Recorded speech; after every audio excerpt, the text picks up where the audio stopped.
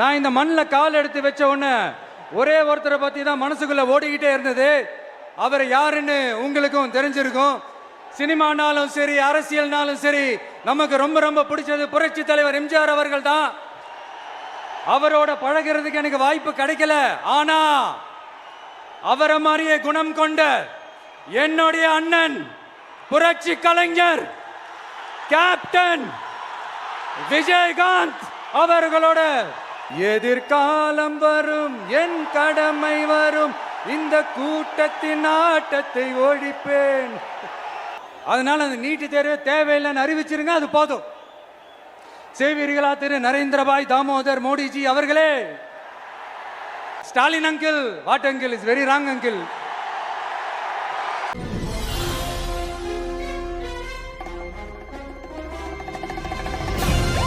சிங்கம், ஒரு சிங்கம் எப்போ எதுலயும் பெக்யூலியர் தான். ஒரு முறை சிங்கம் கர்ஜிச்சதுன்னா அந்த சவுண்ட்ல ஒரு 8 கிலோமீட்டருக்கு சும்மா அதிரும், எல்லா திசைகளும் அதிரும். அப்படிப்பட்ட அந்த சிங்கம் வேட்டைக்கு மட்டும்தான் வெளியில வரும், வேடிக்கை பார்க்கறதுக்கெல்லாம் வெளியில வராது. வேட்டையில கூட உயிரோடு இருக்கிற மிருகங்களை தான் வேட்டையாடும். அதுலயும் பெரும்பாலும் தன்னை விட பெரிய சைஸ் உள்ள மிருகங்களை தான் குறி வச்சு தாக்கும், ஜெயிக்கும். எவ்வளவு பசியில் இருந்தாலும் உயிர் இல்லாததை, கெட்டு போனதை தொட்டு கூட பார்க்காது. அப்படிப்பட்ட அந்த சிங்கம் அவ்வளவு ஈஸியா எதையும் தொடாது, தொட்டா விடாது. காட்டோட 4 பக்கமும் மார்க்கிங் மை டெரிட்டரின்னு தன்னுடைய பவுண்டரியை தானே வகுக்கும். அப்படிதான் அந்த காட்டையே தன்னோட கண்ட்ரோல்ல வச்சிருக்கும். சிங்கத்துக்கு கூட்டத்தோட இருக்கிறதுக்கும் தெரியும், தனியா இருக்கிறதுக்கும் தெரியும். அப்படியே தனியா வரணும்னு நினைச்சாலும் அஞ்சாம அலட்டிக்காம சும்மா கெத்தா தனியா வந்து அத்தனை பேருக்கும் தண்ணி காட்டும். எப்போ எதிலையும் தன்னோட தனித்தன்மையை இழக்கவே இழக்காது. Yes, a lion is always a lion.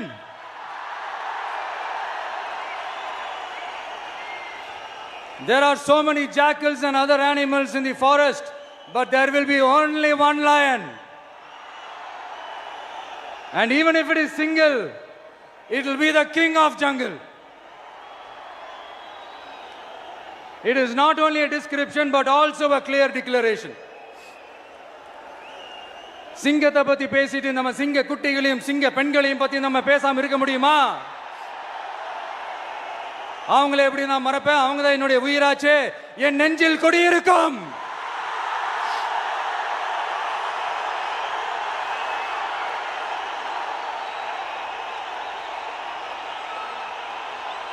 என்னுடைய தோழர்களுக்கும் தோழிகளுக்கும்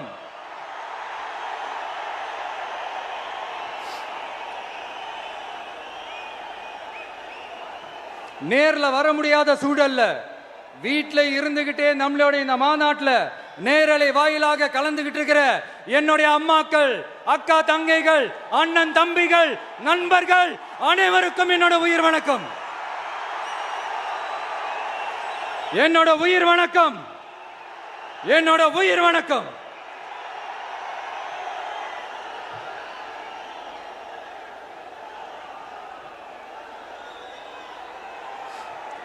வீரம் விளையும் மாமதுரை மண்ணை வணங்குகிறேன். இந்த மதுரைனாலே உடனே ஞாபகத்துக்கு வரது சீறி பாஞ்சி துள்ளி குதிக்கிற யாருக்கும் அடங்காத காளைகள் விளையாடுற அலங்காநல்லூர் ஜல்லிக்கட்டு தான். நம்ம வைகை ஆறு தான். அழகர் ஆத்துல இறங்குற வைபவம்,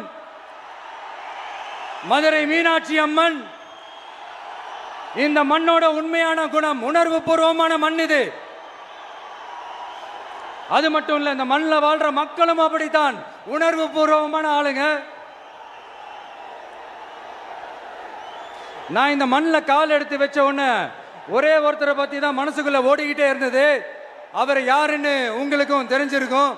சினிமானாலும் சரி, அரசியல்னாலும் சரி, நமக்கு ரொம்ப ரொம்ப பிடிச்சது புரட்சி தலைவர் எம்ஜிஆர் அவர்கள் தான். அவரோட பழகிறதுக்கு எனக்கு வாய்ப்பு கிடைக்கல. ஆனா அவரை மாதிரியே குணம் கொண்ட என்னுடைய அண்ணன் புரட்சி கலைஞர் கேப்டன் விஜயகாந்த் அவர்களோட பழகிறதுக்கு எனக்கு நிறையவே வாய்ப்பு கிடைச்சது. அவரும் இந்த மதுரை மண்ணை சேர்ந்தவர் தானே, அவரை மறக்க முடியுமா? தமிழ்நாட்டு மக்கள் உணர்வுபூர்வமா உண்மையா நம்ம பக்கத்திலே நிக்கிறவங்க, அதுக்கு ஒரு மிகப்பெரிய அடையாளம் தான் இந்த மதுரை மண். நம்ம தமிழக வெற்றி கழகம் கையில் எடுத்திருக்கிற அரசியலும் அப்படித்தான். உண்மையான அரசியல், உணர்வு பூர்வமான அரசியல், நல்ல அரசியல், நல்லவங்களுக்கான அரசியல், நாட்டு மக்களுக்கான அரசியல், நல்லது மட்டுமே செய்கிற அரசியல்.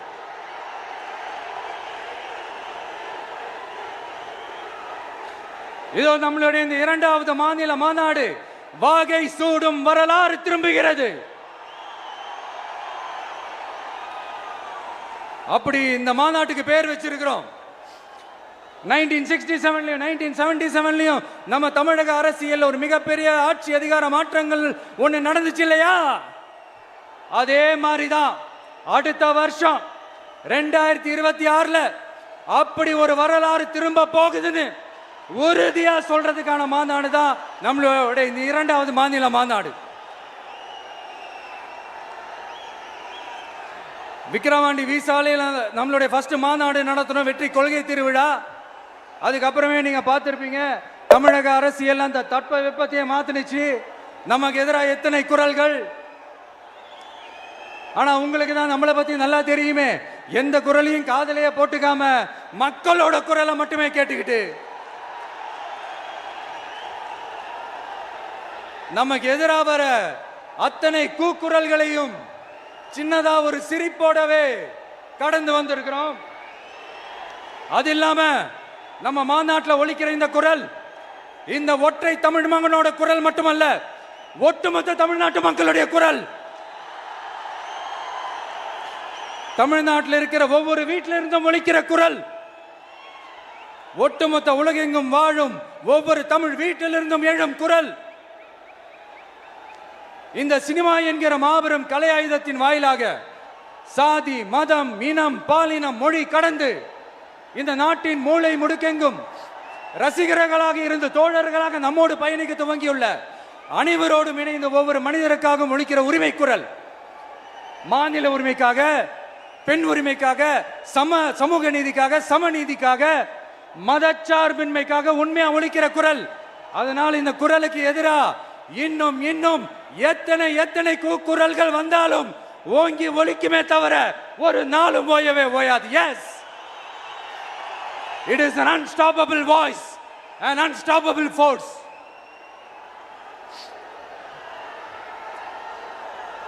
நம்ம அரசியலுக்கு வர்றதுக்கு முன்னாடி, அட இவரெல்லாம் வர மாட்டாரியா, அவரே வரல, இவரே வரல, இவருங்க வர போறாரு அப்படின்ட்டு நிறைய பேர் ஜோஷியம் சொன்னாங்க. அப்புறம் நம்ம கட்சியினுடைய பேர் அறிவிச்சதுக்கு அப்புறம், பேரு தானே அறிவிச்சிருக்கிறாரு, மக்கள் கிட்ட பேர் வாங்கணும்ல, அதெல்லாம் முடியாதுன்னாங்க. அப்புறம் ரொம்ப முக்கியமா மாநாடுலாம் எவ்வளோ பெரிய விஷயம், அதெல்லாம் இவர் ஒத்தால எப்படி பண்ண முடியும், சும்மா பக்கத்தில் புஷியானதை வச்சுக்கிட்டு மாநாட்டில் எப்படி நடத்தி காட்ட முடியும், அதெல்லாம் அவங்களால முடியாது.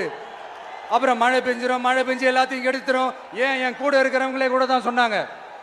அதுக்கப்புறம் என்ன நடந்துச்சுன்னு உங்க எல்லாருக்குமே தெரியும். இப்போ புதுசாக ஒன்று சொல்ல ஆரம்பிச்சிருக்கிறாங்க. அது என்னடானா, ஆட்சியை பிடிக்கிறதெல்லாம் அவ்வளோ ஈஸி இல்லை இல்லையா? இப்போ அதெல்லாம் விட்டாங்க. இப்போ இங்கே வந்துட்டாங்க. இவர் நேராக ஷூட்டிங்லேருந்து வருவாராம், வந்து ஆட்சியை பிடிப்பாராம். அது எப்படி இவராலே முடியும்? அவராலேயே முடியல. அவருக்கு அத்தனை வருஷம் ஆச்சு, இவராலே எப்படி முடியும்ட்டு ஒரு பக்கம். இன்னொரு பக்கம் கூட்டம்லாம் ஓகே தான், அது எப்படி ஓட்டா மாறும் அப்படின்றது இன்னொரு பக்கம். இப்படி கதை, திரைக்கதை, வசனம், இயக்கம், பாடல்கள்,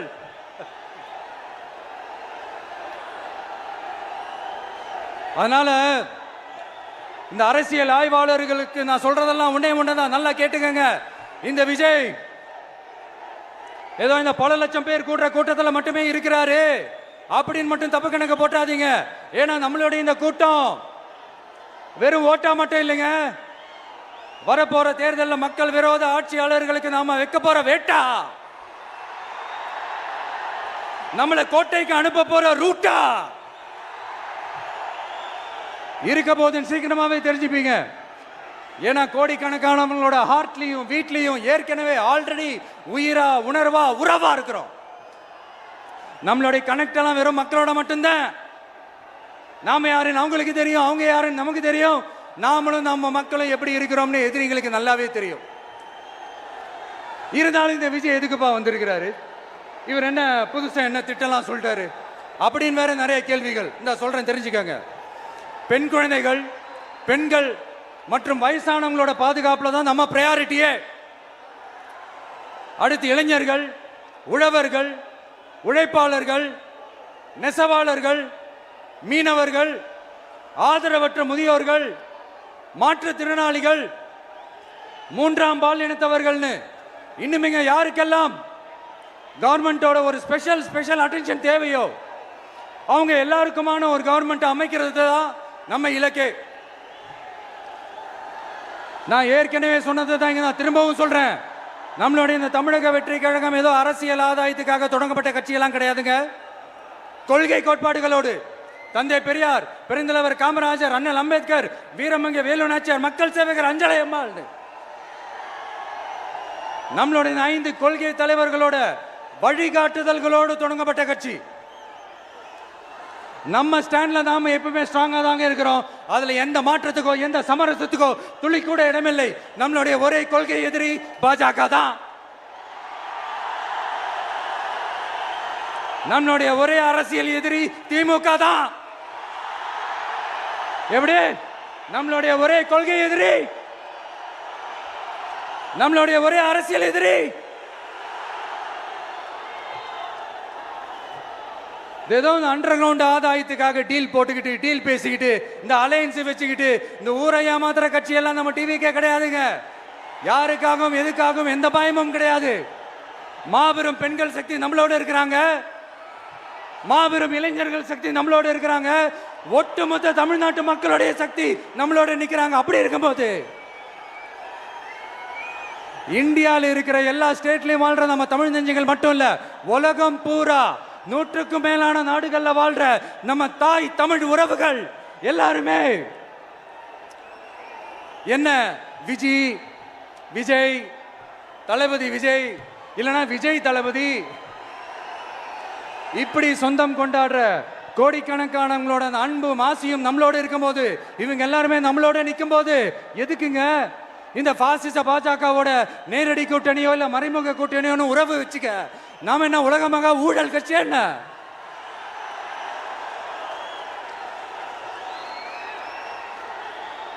நம்மளை பத்தி சின்னதா ஒரு உண்மை ஒண்ணு சொல்லலாமா? என்னடா இவர் வாயால இப்படி சொல்றாருன்ட்டு யாரும் தவறா நினைச்சுக்க வேணாம்.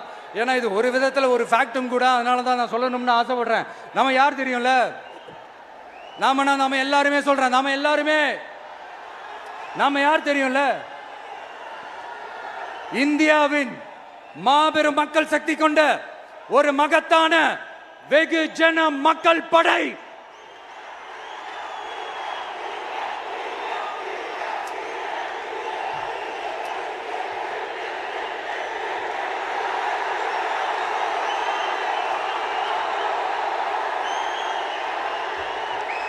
அதனால நம்ம தலைமையில நாம் அமைக்க போற இந்த உண்மையான மக்களாட்சிக்கான அச்சாரமாக மாபெரும் மக்கள் சக்தியே அணி அணியாக நம்மளோட திரண்டு நிக்கிறப்போ இந்த அடிமை கூட்டணியில சேர வேண்டிய அவசியம் நமக்கு இருக்குங்க.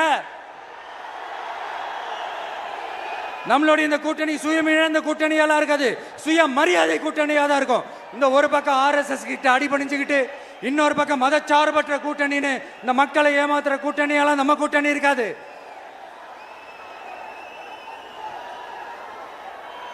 நான் இப்பவும் சொல்றேன், நம்மளை நம்பி வர்றவங்களுக்கு ஆட்சியிலும் அதிகாரத்திலும் உறுதியாக பங்களிப்பு செய்யப்படும். உடனே இந்த கேள்விகள்லாம் வரும். அப்ப யாரு கூட்டணி, யாரு வரா, யாரு போறா, இந்த கேள்விகள்லாம் வரும். இந்த கேள்விகளுக்கெல்லாம் ஒரே ஒரு பதில் தான், சஸ்பென்ஸ்ல சஞ்சாரம் செய்யுங்க. ஆனா ஒண்ணு, 2026ல 2 பேருக்கு நடுவுல தான் போட்டியே. ஒன்னு டிவிகே, இன்னொன்னு டிஎம்கே.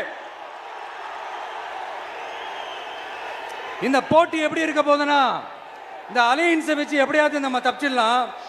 என்ன இந்த பழைய இந்த மேத்தமேட்டிக்ஸ், அரித்மேட்டிக்ஸ் இதெல்லாம் வச்சு எப்படியாவது நம்ம தப்பிச்சிடலாம் அப்படின்னு நினைக்கிறவங்களோட அந்த கனவு ஒரு நாளும் மைப்படாது. சரி, இப்ப நம்ம வேற ஒரு ஏரியாவுக்கு ஒன்று வருவோம்.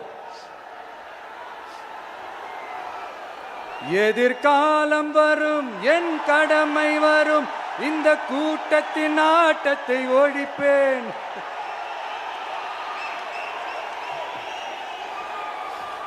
மக்கள் அரசியல் என்ற அந்த சவுக்க கையில் எடுக்கலாமா? யாருக்கு எதிரான தானே கேட்கிறீங்க? வேற யாரு? மறைமுக உறவுக்காரர்களான பாசிச பாஜகவும் பாய்சன் திமுகவும் தான். மாண்புமிகு பிரதமர் நரேந்திர மோடிஜி அவர்களே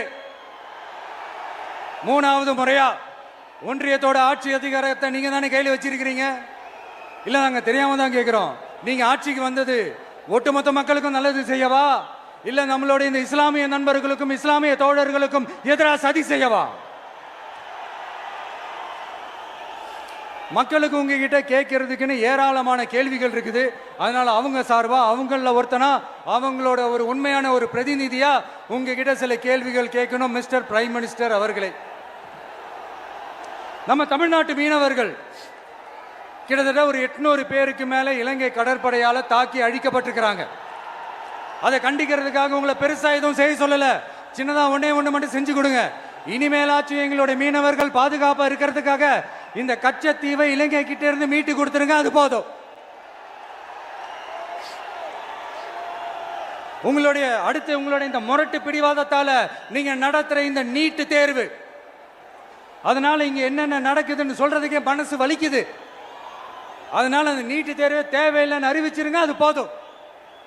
செய்வீர்களா திரு நரேந்திரபாய் தாமோதர் மோடிஜி அவர்களே? எங்களுக்கு என்னென்ன தேவையோ, என்னென்ன நல்லதோ அதெல்லாம் செய்ய மாட்டேங்கிறீங்க. ஆனா ஆட்சி அதிகாரத்தை மட்டும் கையில வச்சுக்கிட்டு மக்களை ஏமாத்த நேரடியாக ஒரு பாசிச பாஜக அடிமை கூட்டணி ஒண்ணு.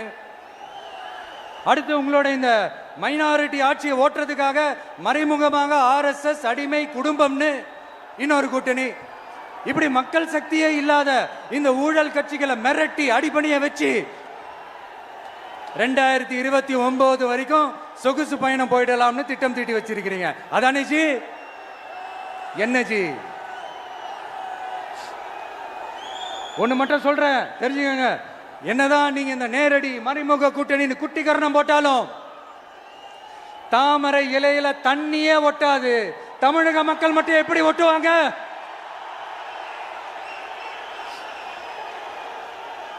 இங்க ஒரு MP சீட்டு கூட தரலன்றதுக்காக தமிழ்நாட்டுக்கும் தமிழ்நாட்டு மக்களுக்கும் எதுவுமே செய்யாம ஓரவஞ்சனை செய்யுது இந்த ஒன்றிய பாஜக அரசு. சங்கம் வச்சு தமிழ் வளர்த்த மண் இந்த மதுரை மண். அதனால இங்க அந்த கீழடியில கிடைச்ச ஆதாரங்களை எல்லாம் மறைச்சிட்டு எங்க நாகரிகத்தையும் எங்க வரலாறையும் அழிக்கிறதுக்காக உள்ளடி வேலை செய்யலாம்னு நினைக்கிறீங்க. தமிழ்நாட்டை தொட்ட என்ன நடக்கும் நீங்க பல உதாரணங்கள் இருக்குது. அதனால இதையெல்லாம் மறைச்சிட்டு எங்க மக்களை ஏமாத்திடலாம்னு மட்டும் நினைக்காதீங்க. மத நல்லிணக்கத்திற்கு பெயர் பெற்ற இந்த மதுரை மண்ணிலிருந்து சொல்றேன், உங்க எண்ணம் எல்லாம் ஒரு நாளும் ஈடேறாது.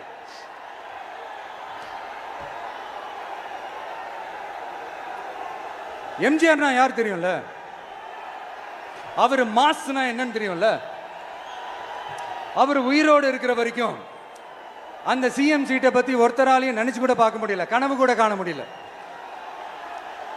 எப்படியாவது அந்த CM சீட்டை என்கிட்ட கொடுத்துருங்க, என் நண்பர் எம்ஜிஆர் திரும்ப வந்ததுக்கு அப்புறம் நான் திருப்பி கொடுத்துட்றேன்னு தன்னோட எதிரியை கூட மக்கள் கிட்ட கெஞ்ச வச்சவர் எம்ஜிஆர். எப்படி கெஞ்ச வச்சவர்? அதனால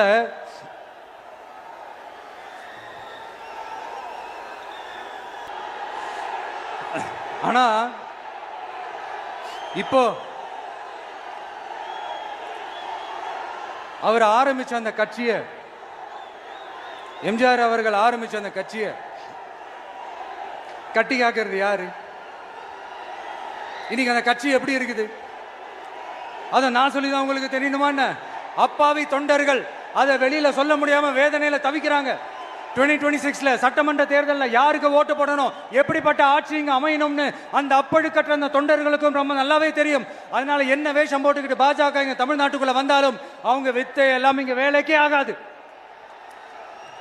இப்படி பொருந்தா கூட்டணியா இந்த பாஜக கூட்டணி இருக்கிறதுனால இப்ப ஆட்சியில இருக்கிற இந்த வெற்றி விளம்பர மாடல் திமுக என்ன செய்துன்னு தெரியும்ல, பாஜகவோட உள்ளுக்குள்ள ஒரு உறவை ஒன்று வச்சுக்கிட்டு வெளியில எதிர்க்கிற மாதிரி ஒரு டிராமா ஒன்று பண்ணிக்கிட்டு, எதிர்கட்சியா இருந்தா போங்க மோடின்னு பலூன் விடுறது, ஆளுங்கட்சியா இருந்தா வாங்க மோடின்னு கொடை பிடிச்சுக்கிட்டு கும்பிடு போடுறது.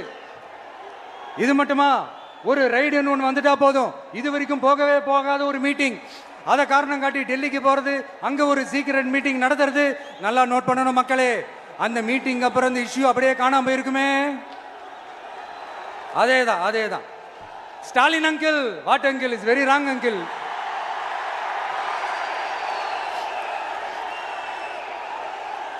இப்படி தமிழ்நாட்டில் இப்ப நடக்கிற இந்த ஆட்சியினுடைய லட்சணத்தை பார்த்துக்கிட்டு நாம எப்படி சும்மா இருக்க முடியும்? ஒரு தவறு செய்தால், அதை தெரிந்து செய்தால், அவர் கபட நாடக மு.க. ஸ்டாலின் அங்கிளாகவே இருந்தாலும், அங்கிள் உங்களுக்கு மனசாட்சின்னு ஒன்று இருந்துச்சுன்னா நாங்கள் கேட்குற கேள்விகளுக்கு மட்டும் கொஞ்சம் பதில் சொல்லுங்க அங்கிள். நீங்கள் நடத்துகிற இந்த ஆட்சியில் நேர்மை இருக்கா, நியாயம் இருக்கா, ஊழல் இல்லாமல் இருக்கா, சட்டம் ஒழுங்கு சரியா இருக்கா, பெண்களுக்கு பாதுகாப்பு இருக்கா, பொதுமக்களுக்கு பாதுகாப்பு இருக்கா, இயற்கை வளங்களுக்கு பாதுகாப்பு இருக்கா? சொல்லுங்க மை டியர் அங்கிள், சொல்லுங்க. டாஸ்மாக்ல மட்டுமே இது வரைக்கும் 1000 கோடிக்கு மேல ஊழல்னு சொல்றாங்க.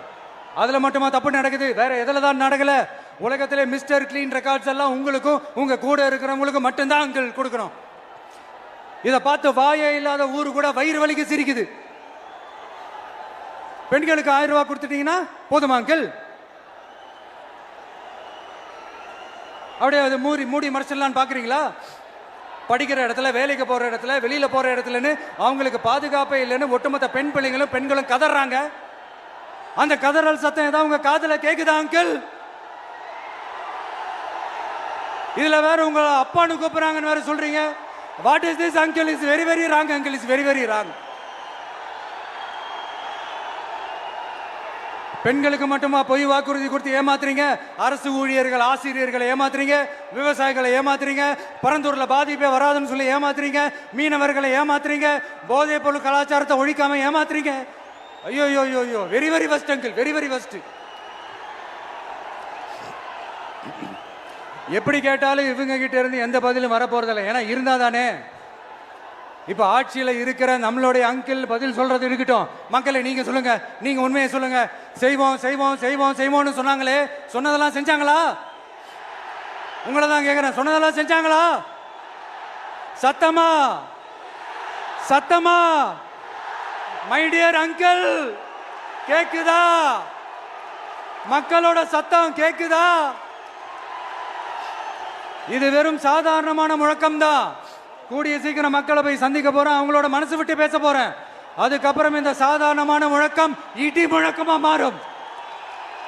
அத்தோட நிக்காது, அந்த இடி முழக்கம் தமிழ்நாட்டோட போர் முழக்கமா மாறும்.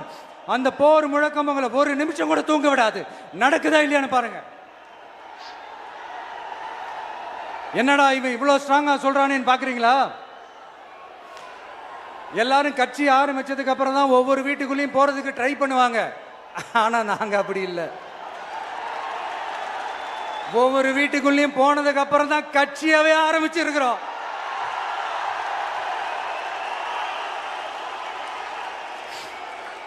அதனால ஒட்டுமொத்தமா எல்லாருமா சேர்ந்து இந்த திமுக ஆட்சிய, கபட நாடக திமுக ஆட்சிய 2026 தேர்தலில் வீட்டுக்கு அனுப்புறோம். வீட்டுக்கு அனுப்புறோம். என்ன நண்பா, சரிதானே? என்ன நண்பி, செய்வீர்கள் தானே? இப்போ உங்களுக்கு சின்னதா ஒரு சர்ப்ரைஸ். நம்ம கட்சியினுடைய வேட்பாளர் பட்டியலை இப்ப நான் அறிவிக்க போறேன். மதுரை கிழக்கு வேட்பாளர் விஜய். இன்னும் முடிக்கல. ஒரு நிமிஷம், இன்னும் முடிக்கல. மதுரை மேற்கு வேட்பாளர் விஜய். மதுரை மத்தி வேட்பாளர் விஜய். மதுரை தெற்கு வேட்பாளர் விஜய். மதுரை வடக்கு வேட்பாளர் விஜய். மேலூர் விஜய். சோழவந்தான் விஜய். திருப்பரங்குன்றம் விஜய். திருமங்கலம் விஜய். உசலம்பட்டி விஜய்.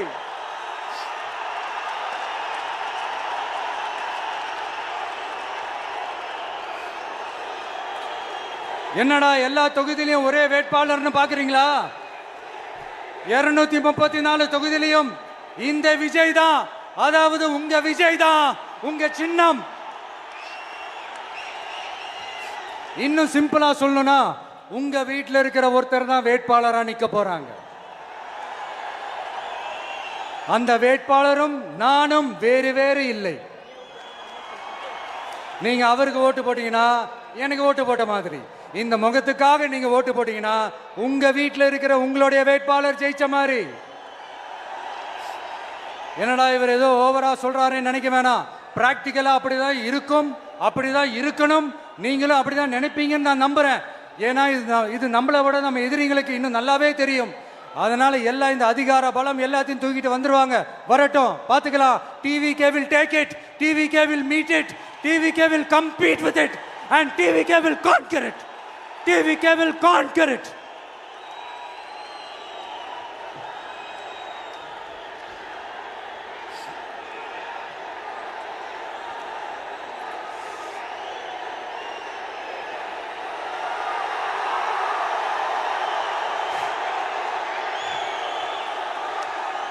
இந்த நேரத்தில் நம்ம மனசுல இருக்கிறத மக்கள் கிட்ட சொல்லி ஆகணும். தூத்துக்குடி ஸ்னோலினோட அம்மா என்ன அவங்களோட தம்பி, இன்னும் அவங்க பொண்ணுக்கு நான் தாய் மாமன்னு சொன்னாங்க. அந்த அக்காவோட குழந்தைக்கு மட்டும் இல்லைங்க, என்ன அண்ணனா தம்பியா நினைக்கிற தமிழ்நாட்டில் இருக்கிற என்னோட எல்லா சகோதரிகளின் குழந்தைகளுக்கும் நான் இன்னைக்கு மட்டும் இல்ல, என்னைக்குமே ஒரு தாய் மாமனா தான் இருப்பேன்.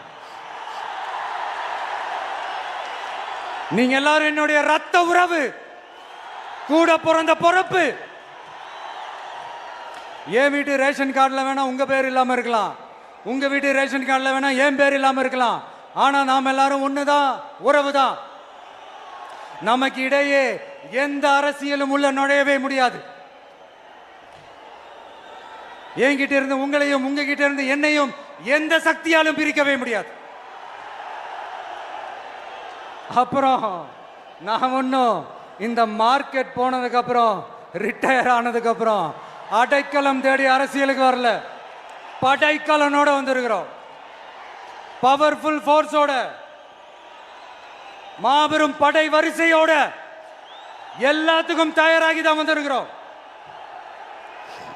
இவ்வளவு தயாரா நாம அரசியலுக்கு வர்றதுக்கு ரொம்ப ரொம்ப முக்கிய காரணம் ஒன்று இருக்கு. அது என்ன தெரியுமா? நன்றி கடன், நன்றி கடன், நன்றி கடன். கிட்டத்தட்ட ஒரு 30 வருஷமா, 30 வருஷத்துக்கு மேல நீங்க தான், நம்ம மக்கள் தான் என் கூட நிக்கிறீங்க, எனக்காக நிக்கிறீங்க, என்னை தாங்கி பிடிக்கிறீங்க, மனசுல ஏந்தி பிடிக்கிறீங்க, தாய் அன்போட மடியில ஏந்திக்கிறீங்க. உண்மையை சொல்லணும்னா வேற யாரை விடவும் எனக்கு இந்த அன்பையும் ஆதரவையும் கொடுத்துருக்கிறீங்க. என் மேல உயிரையே வச்சிருக்கிறீங்க. என்ன உங்க வீட்டில் ஒருத்தனாவே ஆக்கிட்டீங்க. நீங்க எனக்கு கடவுள் கொடுத்த வரம்.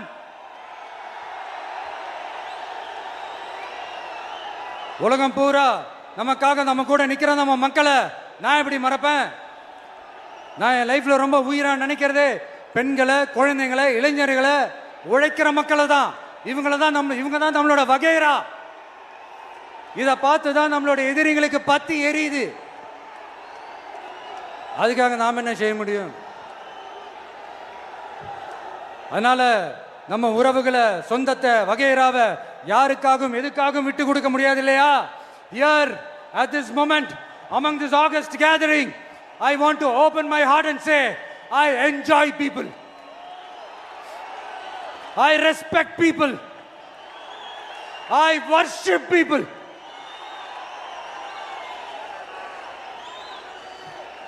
சரிப்பா, இவ்வளவு செஞ்ச நம்ம மக்களுக்கு நன்றி கடனா உன்னால முழுமையா செலுத்த முடியுமான்னு கேட்டா சத்தியமா சொல்றேன், என்னால முடியாதுதான். இன்னும் எத்தனை ஜென்மம் எடுத்தாலும் அந்த நன்றி கடனை என்னால தீர்க்கவே முடியாது. அப்புறம் என்ன மானாவுக்கடா நீ வந்திருக்க அதானே கேட்குறீங்க? மைண்ட் வாய்ஸ் கேட்ட மாதிரி இருந்தது. வாழ்நாள் முழுக்க நம்ம மக்களுக்காக ஆதரவா துணையா நிக்கிறத தவிர, அவங்களுக்காக உழைக்கிறத தவிர எனக்கு வேற எந்த எண்ணமும் இல்லை. எனக்கு இப்ப வேற வேலையும் இல்லை. இனிமே எனக்கு இதுதான் என் வேலையே, என் கடன் இனி என் மக்களுக்கு பணி செய்து கிடப்பதே. இப்படியா ஹார்ட் டு ஹார்ட் யதார்த்தமா பேசிய பழகிட்டோம். இதுக்கு மேலேயும் எனக்கும் மக்களுக்கும் இடையே இருக்கிற அந்த உறவை பத்தி நான் பேச ஆரம்பிச்சேன்னா ஒரு மாதிரி எமோஷனல் ஆகிடுவேன். அப்புறம் அதை கண்ட்ரோல் பண்ணுறது ரொம்ப கஷ்டம். அதனால என்னை மனசார நேசிக்கிற நம்ம மக்களுக்கு ஒன்று சொல்கிறேன். இந்த விஜய் உங்க விஜய், உங்களுக்கான விஜய், உங்களுக்காக மட்டுமே இருக்கிற விஜய். உங்க கூட நிற்க, உங்களுக்காக நிற்க, உண்மையா நிற்க, உணர்வோட நிற்க, உறுதியா நிற்க, உங்க கூட பேச, உங்களுக்காக பேச, உண்மையா பேச, உணர்வோட பேச, உறுதியா பேச, உங்களுக்காக சேவை செய்ய உங்க விஜய் நான் வர.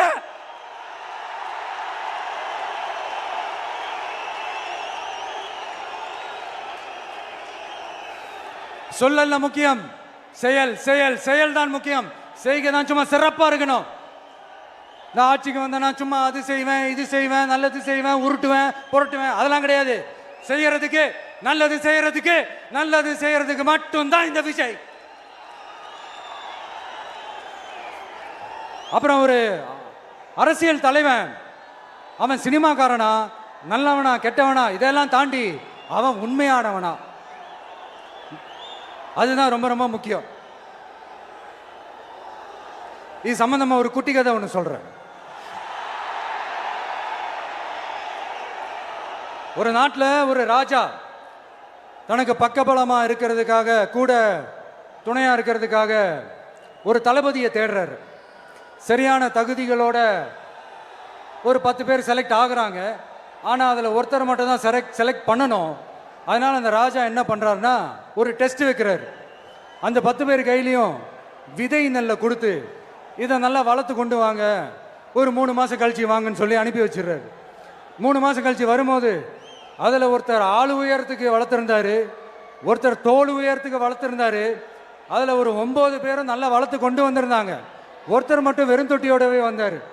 என்னன்னு கேட்டதுக்கு, நானும் தண்ணி ஊற்றி ஊற்றி பார்க்குறேன், உரம் வச்சு வச்சு பார்க்குறேன், வளரவே மாட்டேங்குது ராஜா, என்ன பண்ணுறதுன்னு தெரியலன்னு சொன்னதுக்கு ராஜா அவரை கட்டி அணைச்சிக்கிட்டு, இனிமே நீதான் என்னுடைய தளபதி, எல்லா அதிகாரமும் உனக்கு தான் சொன்னார். ஏன்னா அந்த 10 பேர் கையிலையும் ராஜா கொடுத்தது அவித்த விதை நெல், அது முளைக்கவே முளைக்காது. அந்த 9 திருட்டு பயலும் என்ன பண்ணியிருக்காங்கன்னா வேற விதை நெல்லை வாங்கி அதை வளர்த்துட்டு ராஜாவையும் மக்களையும் ஏமாத்திருக்கிறாங்க. ஆனால் இவர் மட்டும் உண்மையை போட்டு உடைச்சிட்டார். அதனால ஒரு நாட்டுக்கு திறமை எந்த அளவுக்கு முக்கியமோ அந்த அளவுக்கு உண்மையும் நேர்மையும் முக்கியம். இப்போ நீங்க எல்லாரும் தான் அந்த ராஜா. நீங்க தேர்ந்தெடுக்க போற அந்த தளபதி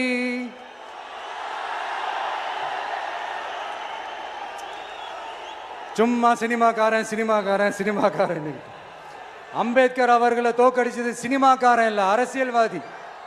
காமராஜர் அவர்களை தோக்கடிச்சது இங்க விருதுநகர் பகுதியில் தோக்கடிச்சது சினிமாக்காரன் இல்ல, இன்னொரு அரசியல்வாதி. இன்னைக்கும் நம்ம கூட வாழ்ந்துட்டு இருக்கிற நல்ல கண்ணு ஐயாவை தோக்கடிச்சது சினிமாக்காரன் இல்ல, அரசியல்வாதி. இப்படிப்பட்ட நல்ல நல்ல தலைவர்களை எதிர்த்து நின்று தோக்கடிக்கணும்னு அந்த எண்ணத்தை உருவாக்குனது சினிமாக்காரன் இல்ல, அரசியல்வாதி. அதனால எல்லா அரசியல்வாதியும் அறிவாளியும் கிடையாது, எல்லா சினிமாக்காரனும் முட்டாளும் கிடையாது. கான்பிடண்டா இருங்க, நல்லதே நடக்கும், வெற்றி நிச்சயம். மீண்டும் சந்திக்கும் வரை நன்றி, வணக்கம்.